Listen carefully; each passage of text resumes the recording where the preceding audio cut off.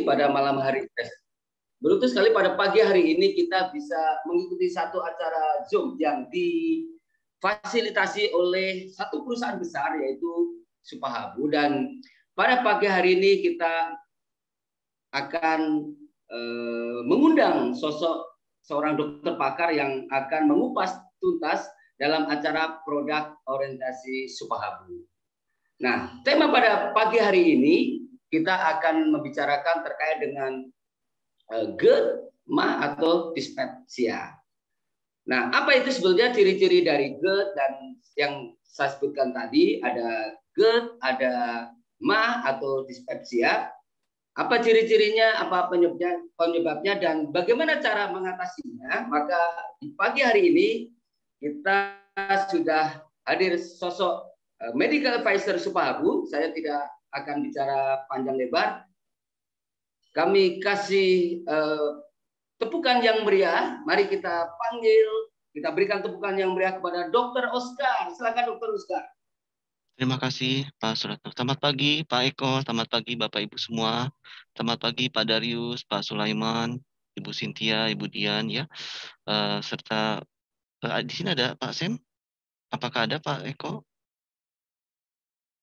Pak Sem tidak hadir, belum tapi hadir ya. Ibu Gresti hadir nih. Ya, selamat pagi Bu Gresti. Terima kasih ikut untuk Zoom pada pagi hari ini POS. Kebetulan besok umat Muslim kita semua akan menyambut bulan Ramadan ya, akan memasuki bulan awal Ramadan dan menjalankan ibadah puasa. Jadi tema pada pagi hari ini kita dari Supahabu, Bapak Ibu ya, membahas mengenai sakit mah dengan kaitannya dengan berpuasa di bulan Ramadan. Sekali lagi saya mau ingin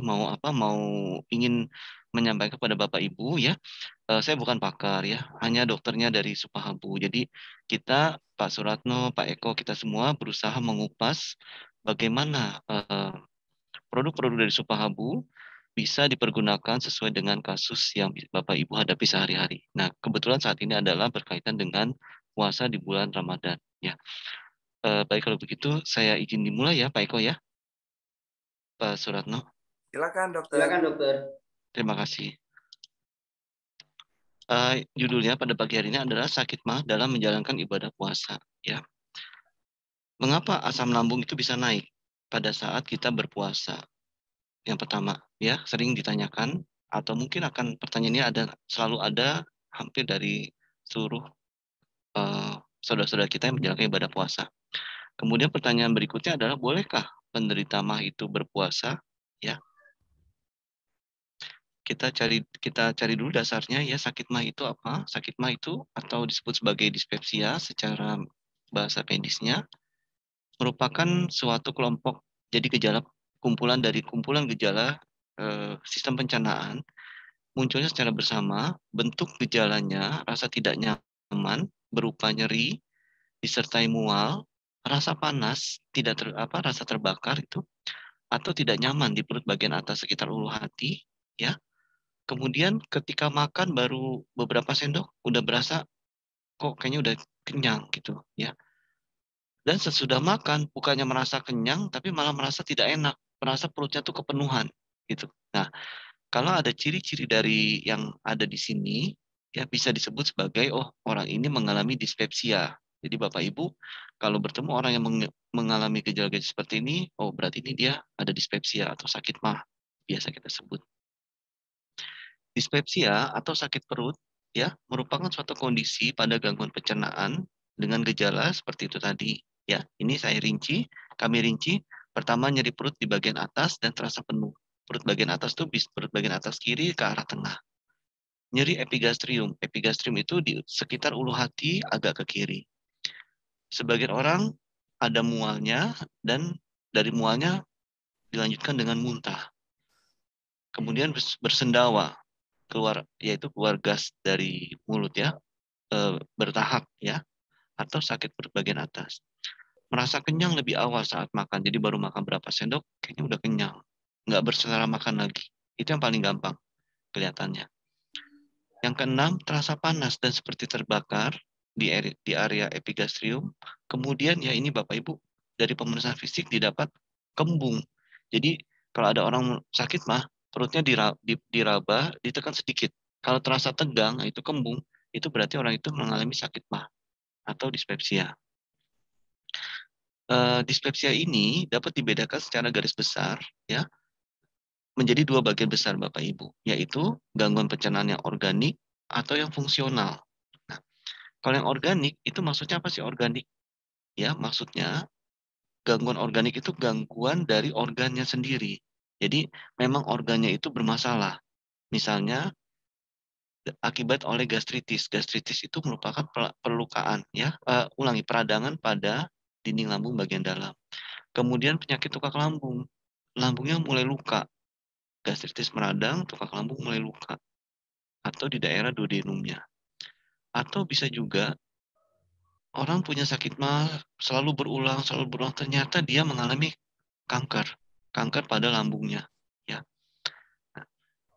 Yang kedua, gangguan pencernaan karena fungsional atau disebut sebagai dispepsia non-ulkus. Jadi dia memiliki gejala-gejala sakit mah, tapi tanpa adanya luka, tanpa adanya suatu peradangan. Dispepsia organik, kalau di endoskopi, itu akan terlihat ada ulkus pada lapisan dalam lambung. Ulkus itu maksudnya seperti sariawan, Bapak Ibu. Jadi lecet seperti sariawan. Dispepsia fungsional bisa tidak terdeteksi pada endoskopi, karena dia hanya pada fungsinya. Tidak ada luka, tidak ada peradangan. Nah, dispepsia fungsional dibagi lagi menjadi dua subtipe, yaitu sindrom nyeri epigastrium dan sindrom tekanan pasca prandial. Prandial itu makan. Ini bahasa medis saja. Faktor psikosomatik dan kognitif juga penting kita pertimbangkan. Jadi orang yang sakit mah kita juga evaluasi, kita lihat, Bapak Ibu lihat. Jangan langsung ditanya, kamu stres kali. Nah, orang belum tentu mau. Umumnya orang kalau ditanya, kamu stres ya? Enggak, gitu. Tidak, denial. Nah, tapi Bapak Ibu sebagai yang akan membantu orang tersebut menilai dari cara dia bicara, dari sorot matanya, dari raut wajahnya, dari air mukanya, ya, itu kelihatan orang yang memiliki beban mental atau tidak, ya. Kalau orang yang memiliki beban mental, kita bisa menduga juga ada unsur psikosomatik pada orang tersebut. Nah, kalau dia kita lihat ini kelihatannya orangnya ada beban mental, ya. Nah, kita pikirkan berarti ini kemungkinan besar dispepsianya atau sakit mahnya itu yang kronis. Apa sih maksudnya dispepsia kronis? Dispepsia kronis itu adalah sakit mah yang berulang, ya, dan terjadi lebih dari 3 bulan. Itu disebut sebagai kronis. Penelitian menunjukkan terjadinya gangguan mental yang tinggi, seperti tadi yang sudah saya sebutkan, ya, terutama kecemasan dan depresi. Jadi lihatin aja, kalau Bapak Ibu kenal orangnya, orangnya mudah cemas nggak? Atau tanya sama orang-orang yang kenal pasien tersebut. Atau dia terlihat depresi nggak? Misalnya ya nggak sengaja cerita, aduh kemarin kantor aku ya baru habis kebakaran ya, kira-kira sebulan yang lalu.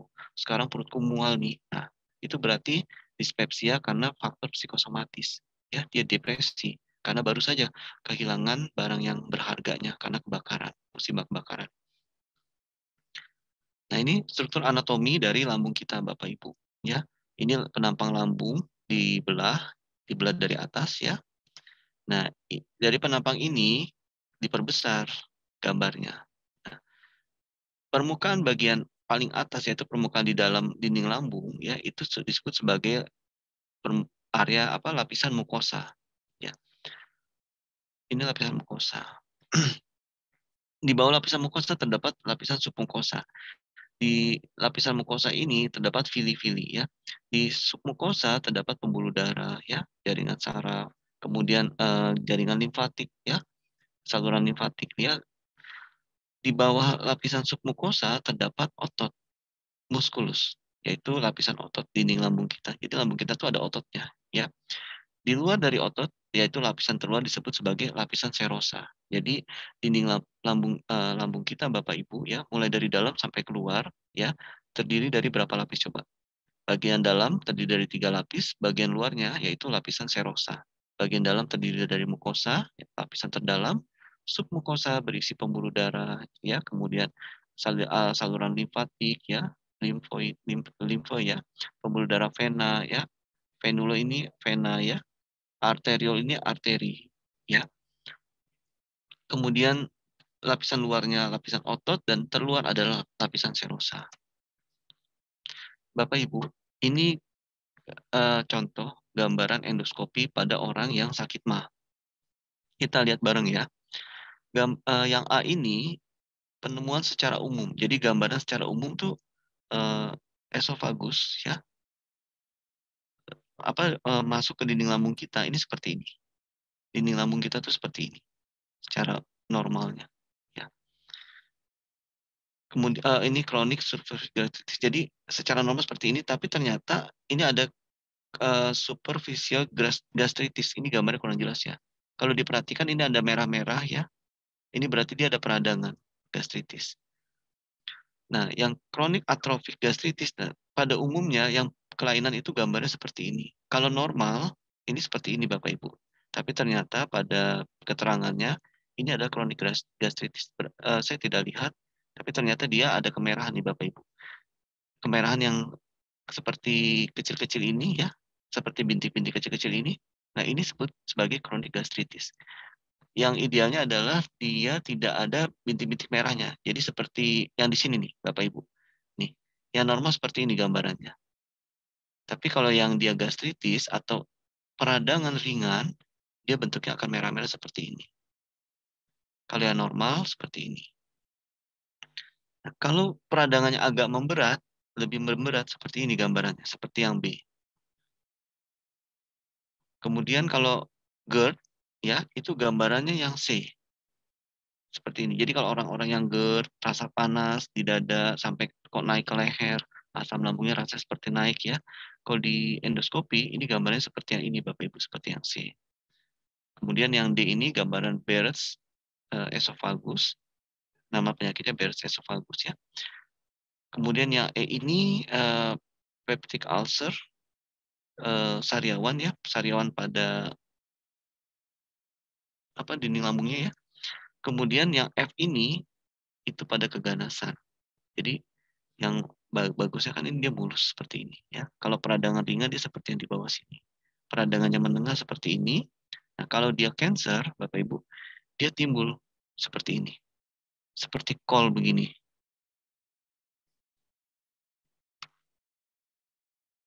Nah, kita bahas satu persatu yaitu dispepsia organik. Dispepsia organik bisa disebabkan karena esofagitis. Apa itu esofagitis? Yaitu peradangan pada kerongkongan. Paling sering ya disebabkan oleh GERD. GERD itu gastroesophageal reflux, D-nya disease ya. Sensasi terbakar di dada sebagai akibat dari relaksasi yang tidak tepat dari sphincter atau otot esofagus bagian bawah yang terhubung ke lambung. Jadi asam lambung itu naik. Dari studi meta-analisis, jadi dari meta-analisis itu artinya gini, diperiksa berbagai ras manusia. Kan ras manusia macam-macam. Ada ras Mongoloid, ya, kemudian ada ras Saxon. Saxon itu orang-orang bule ya. Ras Mongoloid itu kita ya, Indonesia ya. Kemudian ras Negroid ya, orang-orang kulit hitam. Itu namanya studi meta-analisis berbagai ras manusia. Faktor risiko GERD itu akan meningkat terutama pada usia lebih atau sama dengan dari 50 tahun. Faktor GERD juga, risiko GERD meningkat pada orang-orang yang merokok. Nah, jadi bagi Bapak Ibu yang merokok, udah kalau masih sudah bisa dikurangin, mulai dikurangin. Lebih bagus stop. Stop aja ya. Kemudian penggunaan obat antiinflamasi non-steroid. Berikutnya adalah obesitas. Jadi hampir dari berbagai ras manusia, GERD itu terjadi pada usia lebih dari 50 tahun, lebih atau sama dengan dari 50 tahun. Mereka yang merokok, yang sering menggunakan obat antiinflamasi golongan non-steroid, NSAID, dan yang memiliki obesitas. Jadi orang-orang yang obesitas itu cenderung perutnya dia bermasalah. Jadi Bapak Ibu, kalau bertemu orang yang dia gemuk ya, obesitas, bisa Bapak Ibu bantu dengan Supabu yang alfa. Karena apa? Karena besar kemungkinan dia memiliki dispepsia atau kalau yang lebih berat memiliki gangguan pencernaan berupa GERD. Berikutnya adalah radang perut. Penyebab umum dari gastritis yaitu termasuk penyakit tukak lambung, infeksi atau obat-obatan. Yang organik berikutnya adalah ulcus pepticum atau tukak lambung atau duodenum, merupakan ciri khas dari penyakit ulcus pepticum. Ulcus pepticum ini paling sering disebabkan oleh infeksi bakteri pylori, ya, atau penggunaan NSAID. Jadi yang tadi gambar USG-nya ya ada ulcus, ulcus yang tadi ya Bapak Ibu. Kita balik lagi. Nah, yang ini ya, ini gambar ulcus ini ya. Ulcus atau sariawan di lambung ini bisa terjadi karena Helicobacter pylori, yaitu bakteri yang terdapat pada usus, pada lambung kita. Nah, infeksi Helicobacter pylori merupakan dari penelitian baru-baru ini dan studi meta-analisis dari 29 penelitian yang diterbitkan pada baru nih ya tahun 2002 ya, menunjukkan bahwa pengobatan yang berhasil dari Helicobacter pylori secara sederhana itu dapat memperbaiki gejala gangguan pencernaan. Berarti ya banyak dari kita sering mengeluh sakit mah bisa bisa jadi itu karena terinfeksi bakteri Helicobacter pylori. Jadi kalau periksa dulu kalau ternyata ada infeksi Helicobacter pylori, ya, infeksi bakterinya diobati dengan antibiotik, nah itu ternyata bisa memperbaiki gejala gangguan sakit mah yang berlangsung lama. Kemudian tadi dispepsia yang organik. Sekarang kita lihat dispepsia fungsional. Kriteria diagnostik untuk dispepsia fungsional mengkategorikannya menjadi dua subtipe tadi, yaitu sindrom nyeri epigastrium, kemudian sindrom stres pasca prandial. Di stres pasca prandial itu jadi habis makan tuh rasanya nggak enak, begah ya. Penuh tapi penuhnya penuh disertai mual. Sindrom stres pasca prandial ini juga bisa berhubungan dengan kecemasan. Jadi orang-orang yang cemas ya, habis makan juga dia bukannya merasanya enak tapi merasa kembung, begah.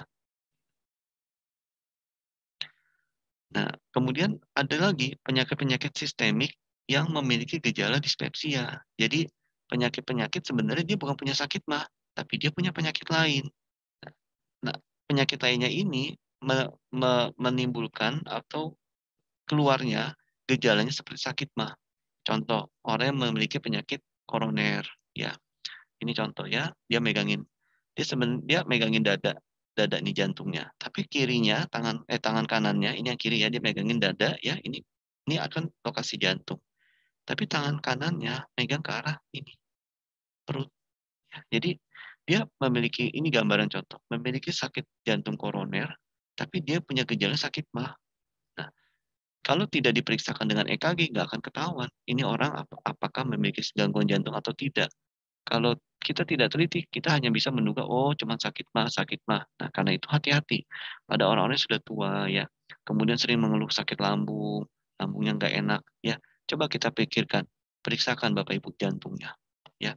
Kemudian pada gagal jantung kongestif ya, orang-orang yang memiliki diabetes, kemudian hiperparatiroid, gangguan hiperparatiroid ya. Sebagian juga mengeluhkan sering seperti sakit mah. Nah, berikutnya adalah pada orang yang memiliki penyakit ginjal kronis. Ini dia mengeluhkan ini area ginjalnya nih ya. Jadi orang yang memiliki masalah pada ginjal yang kronis umumnya itu memiliki keluhan sakit mah gitu. Jadi kalau ada orang-orang yang sakit mah, tanyakan juga buang air kecilnya lancar atau tidak ya. Kemudian pernah nggak cuci darah misalnya? Kalau oh nggak pernah, boro-boro cuci darah nggak pernah. Nah, tapi pertimbangkan Bapak Ibu bisa sarankan coba deh kamu cek urin gitu. Kalau sebelum menasihati orang untuk cek urin, tanya dulu minumnya banyak atau tidak. Banyak, banyak, banyak. Oh ya banyak. Berapa gelas? 2 gelas. Saya minum langsung 2 gelas. Tapi 2 gelas diteliti lagi Bapak Ibu. 2 gelas atau 3 gelas, tapi entar 8 jam, 10 jam nggak minum-minum. Nah itu sama juga bohong ya. Jadi kalau ada orang bilang banyak kok minumnya, tanya per 24 jam berapa banyak gitu ya. Nah kalau misalkan per 24 jam, oh iya sih sekali minum 3 gelas, tapi per 24 jam ya cuma 3 gelas itu. Nah, kalau Bapak Ibu ketemu orang seperti itu, sarankan, oh kamu sering sakit mah ya. Nah, kamu kan punya riwayat jarang minum, ya. Kemudian suka menahan buang air kecil.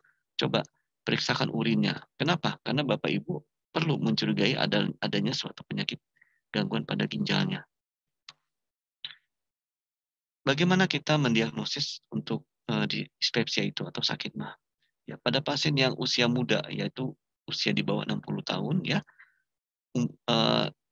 tanpa adanya tanda-tanda penurunan berat badan.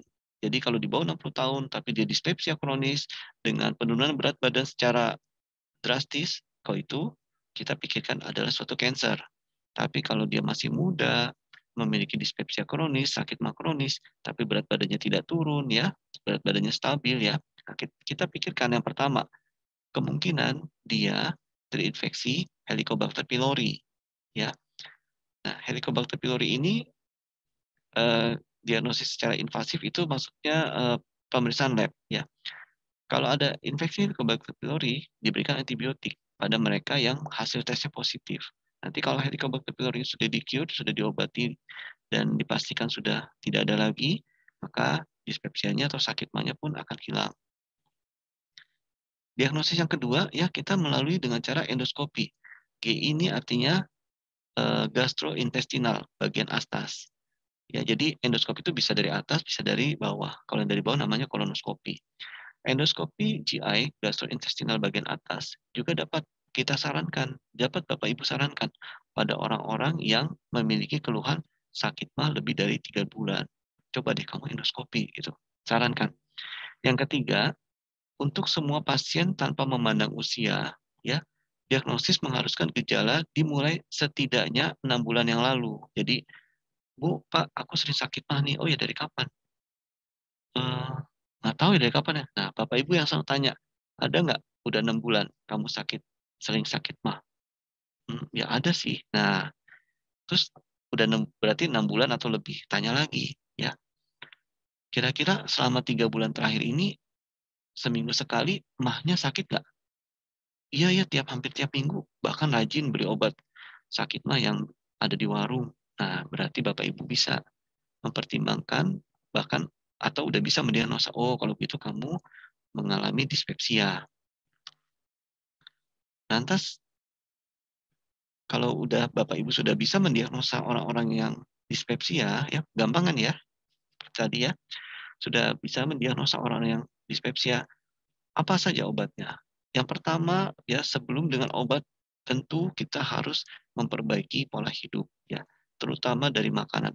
Diet di sini maksudnya bukannya tidak makan, ya, tapi memperbaiki jenis makanan yang kita makan. Jadi yang biasanya sering minum kafein, ya, sering makan makanan yang tepung-tepung, jarang makan nasi. Yang tepung-tepung itu misalnya apa? Bakmi, ya, tapi jarang makan nasi. Perut kosong makan bakmi, baik mie instan maupun mie yang beli di penjual, ya, mie yang jadi, ya. Nah, itu diperbaiki, dirubah. Dari yang tepung-tepungan, stop dulu. Ganti makan nasi. Namanya modifikasi gaya hidup. Yang sering minum kafein, bukan kurangi, stop kafeinnya. Yang sering merokok, seperti kita tadi ketahui di awal, ya, merokok salah satu pencetus dispepsia, kurangin. Karena jarang orang bisa langsung stop merokok. Orang tertentu bisa langsung stop, tapi umumnya jarang. Dan Bapak Ibu sarankan, kurangin. Karena modifikasi gaya hidup itu ternyata penata laksanaan yang pertama, bukan obat. Yaitu memperbaiki pola hidup dulu. Nah, yang kedua, baru menggunakan obat antasida. Antasida ini Bapak Ibu, kalau beli di apotik, ya, bentuknya cair, ada juga yang tablet, warnanya putih, seperti kapur, gitu. Dan bentuknya agak kental, merupakan cairan yang solid. Jadi cairannya agak kental berwarna putih, putih susu, antasida. Yang ketiga dengan PPI atau penghambat proton, penghambat pompa proton. Kalau di rumah sakit, ya, dokter-dokter menyebutnya PPI, ya, atau disebut sebagai proton pump inhibitor, PPI, proton pump inhibitor. Nah, ini contohnya apa? Obatnya yang ketiga, contohnya, ya, omeprazol, ya. Kemudian esomeprazol, ya, ada omeprazol, ada esomeprazol, dan lain-lain. Ada pantoprazol, ya.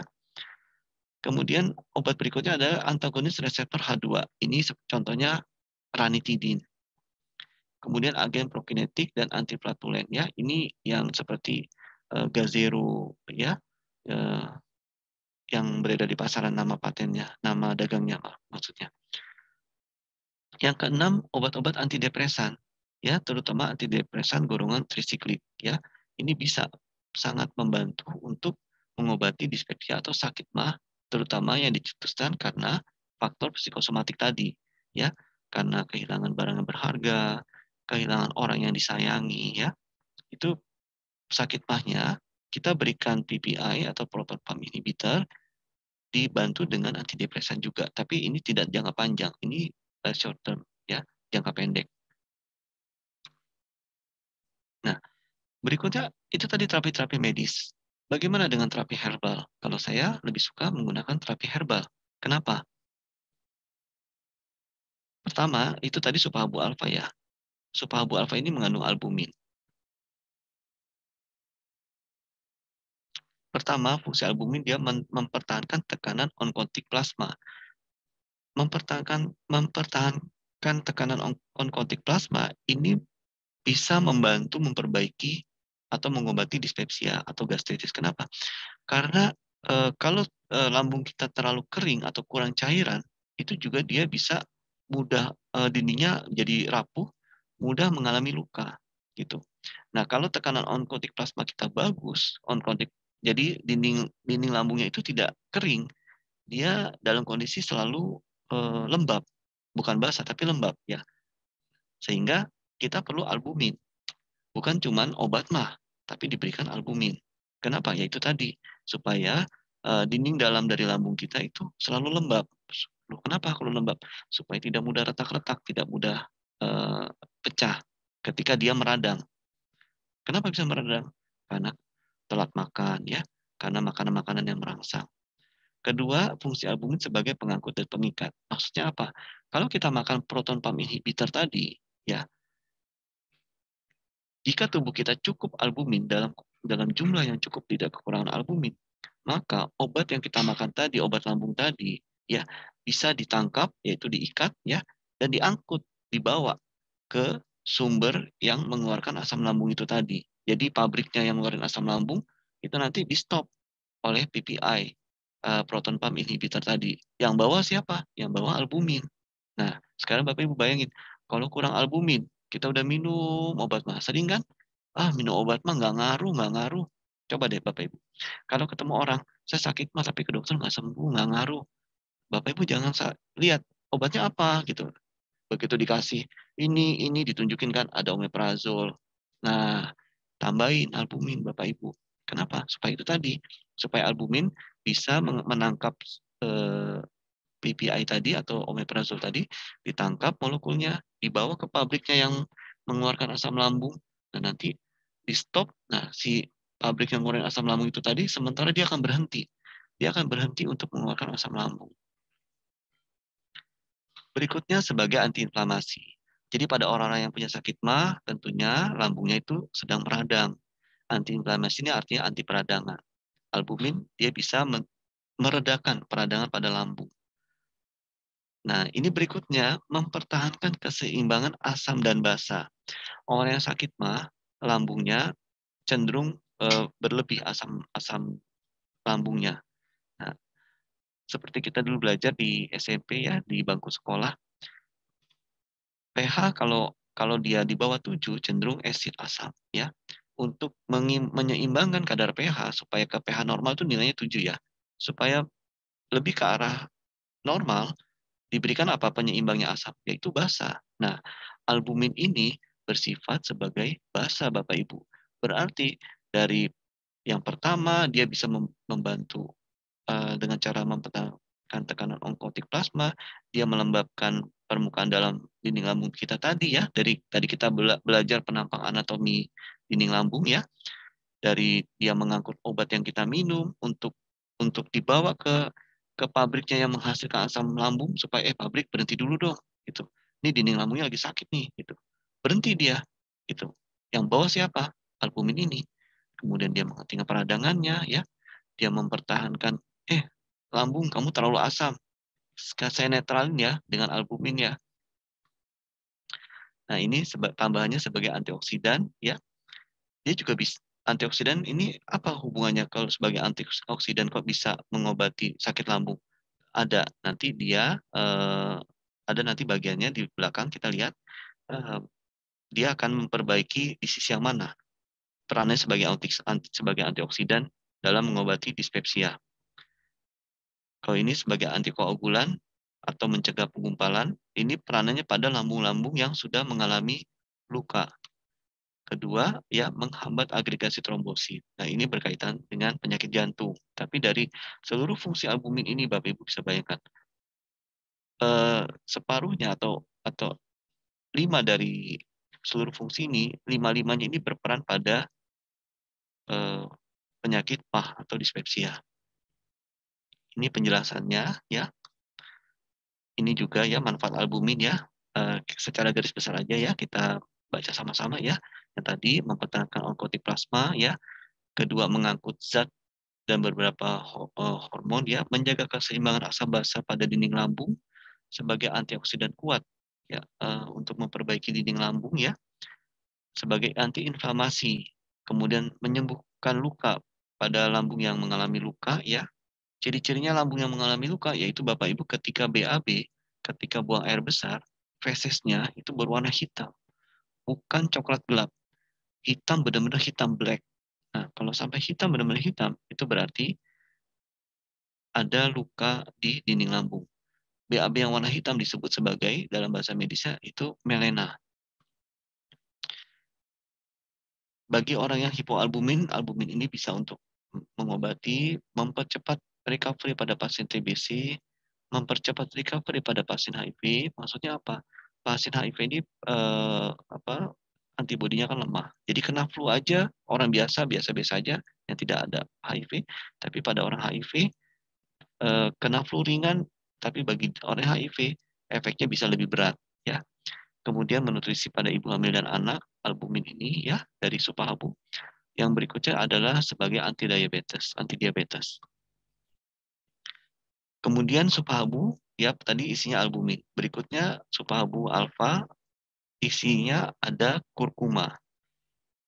Manfaat dari kurkuma ini ya sebagai anti cancer, mengobati infeksi. Ini jurnal tentang kurkuma ya Bapak Ibu. Mengobati hiperglikemik dan hipertensi. Pada orang hipertensi juga bisa menimbulkan gejala sakit mah. Sebagai antiplatelet, anti pembekuan darah ya. Sebagai antioksidan, kemudian dia nefroprotektif dan hepatoprotektif ya. Kandungan berikutnya dari Supabu alfa ini adalah moringa atau daun kelor. Nah, moringa ini manfaatnya banyak sekali Bapak Ibu. Ya, dia menstimulasi ya pertumbuhan rambut ya, bagi rambut kita yang udah mulai menipis ya, minum Supabu alfa ya, karena dia ada moringanya 100 mg dosisnya. Kemudian nih, improve digestion ya, memperbaiki sistem pencernaan kita ya. Kemudian memperbaiki menormalisasi tekanan darah. Seperti kita ketahui tadi, orang-orang yang sakit mah ada kalanya dicetuskan oleh psikosomatik. Jadi gangguan pada perasaannya, depresi ya atau stres ya. Nah, moringa ini bisa sebagai antidepresan dan dia alami, bukan obat. Jadi tidak menimbulkan ketergantungan. Tidak sama halnya dengan antidepresan yang dari obat-obatan ya. Dan moringa ini bagi wanita ya mengurangi kerutan-kerutan pada wajah, pada kulit wajah ya. Juga dia sebagai anti tumor. Tumor di mana? Tumor di lambung sering ada polip, ada tumor. Nah, moringa ini dia sebagai anti tumor, anti polip ya, supaya polip itu tidak tumbuh dalam dinding lambung kita.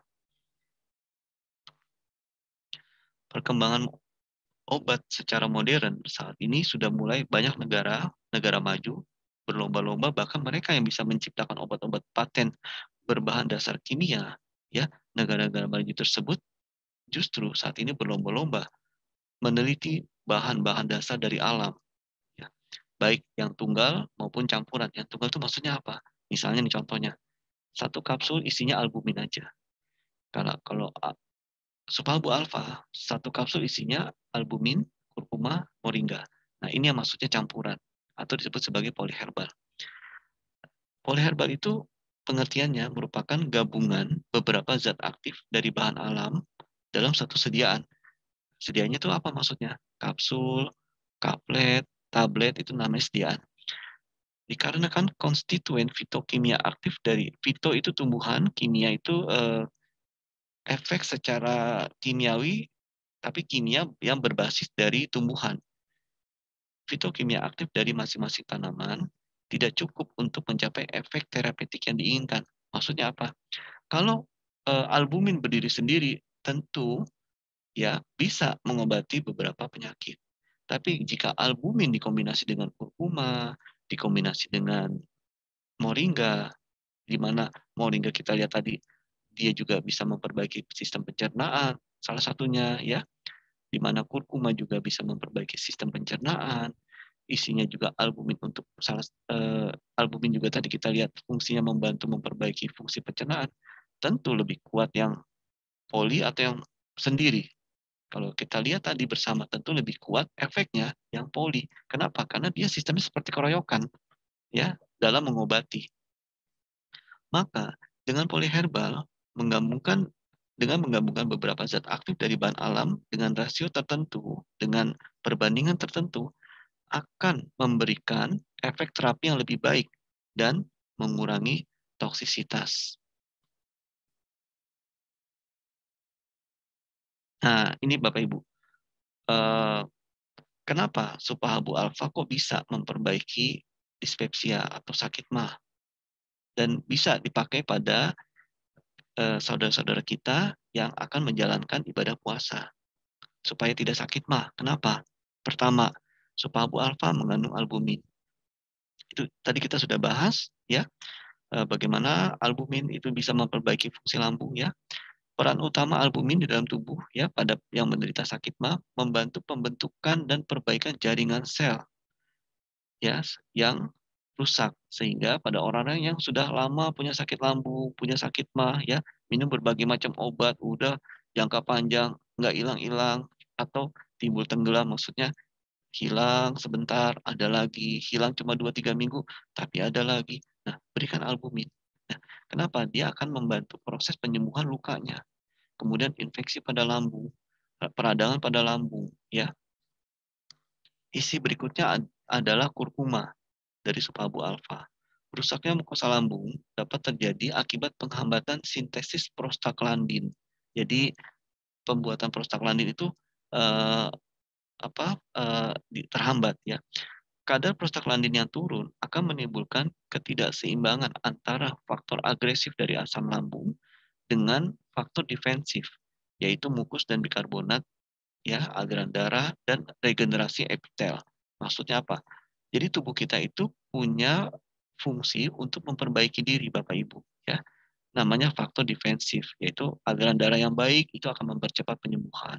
Regenerasi epitel, regenerasi lapisan bagian dalam dari dinding lambung. Kalau regenerasinya cepat, maka orangnya pun yang sakit mah lebih cepat sembuhnya. Sehingga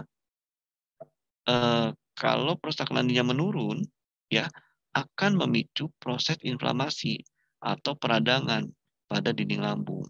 Berarti ya temulawak ini dia memperbaiki kadar prostaglandin supaya tidak terjadi peradangan pada dinding lambung. Itu maksudnya, kesimpulan dari cerita ini.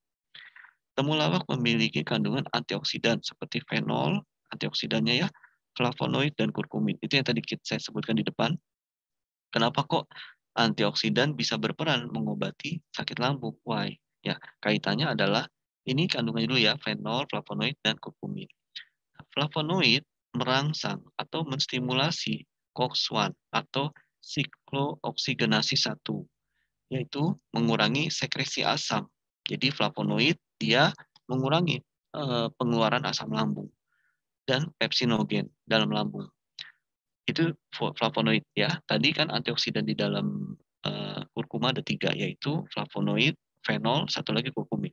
Nah, itu yang flavonoidnya. Fungsi dari kurkumin, dia menekan pembentukan tumor nekrosis faktor alfa atau disebut faktor TNF alfa, ya disebutnya sebagai TNF alfa. TNF alfa ini dia berfungsi dengan cara mencegah terjadinya suatu peradangan. Jadi kalau flavonoid mengurangi asam lambung, ya, kurkumin menekan TNF alfa, ya. Kalau TNF alfa ini meningkat, maka lambung kita akan mengalami peradangan. Jadi kadar TNF alfa itu ditekan oleh kurkumin. Sampai di sini bisa mengikuti, ya. Yang ketiga, isi dari supabu alfa, ya, itu ada daun kelor atau nama latinnya Moringa oleifera. Daun kelor ini kaya akan kandungan tanin, kemudian flavonoid seperti kurkuma tadi, ya, yaitu antioksidan nabati yang ampuh menyembuhkan peradangan, seperti tadi kita sudah bahas, iritasi, serta mengatasi masalah yang berhubungan dengan sakit mah. Bagaimana cara kerja daun kelor dalam mengobati sakit mah? Pertama, dia melawan bakteri Helicobacter pylori. Nah, Bapak Ibu, kurkuma tidak bisa, albumin tidak bisa, tapi daun kelor bisa. Nah, itu seperti tadi, yang monoherbal sama poliherbal. Yang poliherbal dia keroyokan dalam ngobatin sakit mah. Yang daun kelornya dia melawan bakteri Helicobacter pylori. Berikutnya, daun kelor dia memiliki antioksidan dan antiinflamasi. Antioksidannya itu polifenol, flavonoid, dan asam askorbat. Kemudian moringa atau daun kelor ini dia menekan enzim inflamasi sehingga mengurangi risiko reflux asam lambung yang naik sampai ke atas, reflux yang menimbulkan sensasi tenggorokannya panas, dadanya panas, ya, itu karena asam lambungnya naik. Asam lambung naik itu disebut sebagai reflux, ya, reflux. Yang ketiga, moringa ini menurunkan obesitas. Nah, tadi di atas kita sudah bahas, ya, penyakit sistemik yang bisa menimbulkan dispepsia. Salah satunya adalah obesitas. Daun kelor atau moringa ini dia dalam menurunkan obesitas, caranya adalah dia menurunkan kadar glukosa darah. Apa kaitannya kadar glukosa darah dengan obesitas? Ada. Kalau glukosa darah tidak diturunkan, maka dia akan disimpan dalam bentuk cadangan gula, yaitu bentuknya lemak. Daun kelor ini juga menurunkan kadar kolesterol, sehingga mengurangi obesitas. Dia menurunkan kadar gula darah supaya tidak menjadi lemak, dia pun menurunkan kolesterol. Kita makan kan namanya makanan diolah, ya, pakai bumbu ini, pakai minyak ini, pakai penyedap minyak yang bisa membuat masakan menjadi wangi. Nah, itu kan pastilah ada kadar kolesterolnya, ya. Nah, ketika masuk ke dalam tubuh, kadar kolesterol itu sudah dilarutkan, sudah dikurangi oleh si moringa ini, sehingga tidak sempat disimpan atau beredar di dalam tubuh kita. Sehingga dia akan mengurangi tingkat obesitas yang dapat menjadi penyebab naiknya asam lambung. Nah, sekian presentasi dari saya, Bapak Ibu, semoga bermanfaat, ya. Mari kita persiapkan diri menyambut Ramadan, ya. Mari siapkan pikiran, tubuh yang sehat, serta hati untuk menyambut bulan suci Ramadan bagi saudara-saudara yang menjalaninya. Terima kasih, sekian Bapak Ibu, selamat siang. Wassalamualaikum warahmatullahi wabarakatuh.